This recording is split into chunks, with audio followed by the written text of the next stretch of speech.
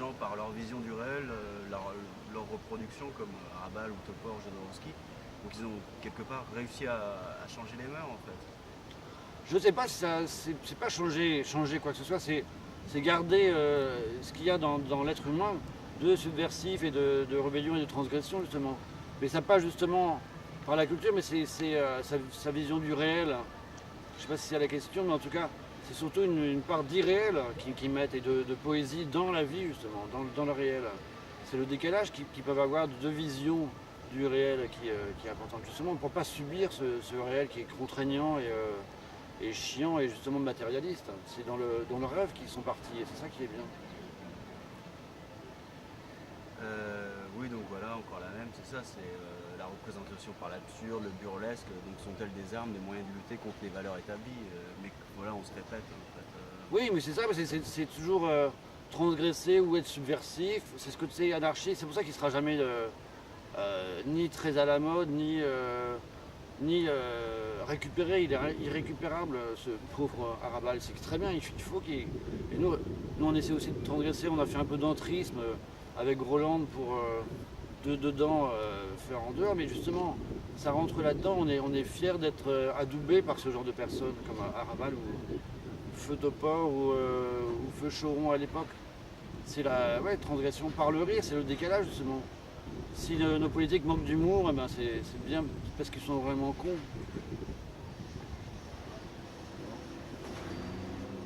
Si on commence à virer des gens parce qu'ils prennent le pouvoir, il y a le fou du roi, maintenant il n'y a plus de fou, il n'y a que le roi. Donc si le roi ne se moque même plus de lui-même, c'est dramatique, quoi.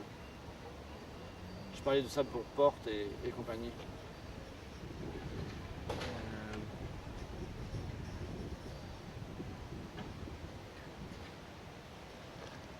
Donc ouais, finalement, j'allais dire quelle est la part de sérieux dans ce décalage avec le réel. C'est justement, enfin, on sait très bien que pour une comédie, c'est difficile d'écrire une comédie, il faut beaucoup de sérieux pour écrire une comédie. Ouais, mais c'est ça, faut pas se prendre au sérieux, mais il faut faire ça sérieusement. Il a toujours fait ça sérieusement, mais justement, c'est nos hommes politiques qui se prennent au sérieux. Mais je pense que à Rabat, dans 50 ans, on en reparlera. Sarkozy, on n'en parlera plus, quoi, au moins. Et il y a des gens qui pourront se revendiquer d'Arabal ou bien s'enrichir avec ce qu'a fait Arabal, mais pas que ce qu'a fait des gens comme Sarkozy, justement. Et donc justement, est-ce que vous pensez qu'il y a des héritiers d'Arabal, des fils d'eux? Est-ce que Groland serait un peu, ou est-ce que vous êtes découvert plus tard, ou vous avez découvert... Oui, on s'est vu, mais quand on a invité Arabal pour le festival du film grolandais, il était complètement ravi parce qu'il s'est lui complètement intégré à ce qu'on faisait. Sans nous adouber. Pas avant. Si, mais ici il connaissait, mais justement il a été invité et ravi de l'être.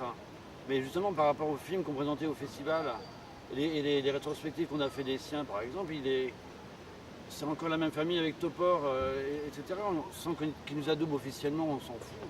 Mais on se sent, nous, en tout cas, ravis d'être dans cette famille-là. Et si c'est possible, en tout cas, si officieusement on peut continuer, qu'il y ait des gens aussi qui continuent justement à faire les cons comme nous, j'espère, et puis comme lui le fait encore.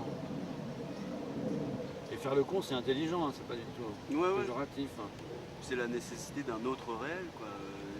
C'est d'avoir la part de poésie plutôt que de travailler plus pour gagner plus, ce qui est complètement fou en plus. C'est arrêter ces trucs-là, mais justement faire des créations, rêver, écrire, produire des choses intéressantes et faire ça entre amis et entre amis de bonne réflexion. Et c'est vrai que c'est forcément contre-pouvoir. Ah, gros nuage quand même. Un frisbee qui va s'envoler là. Ok. Alors.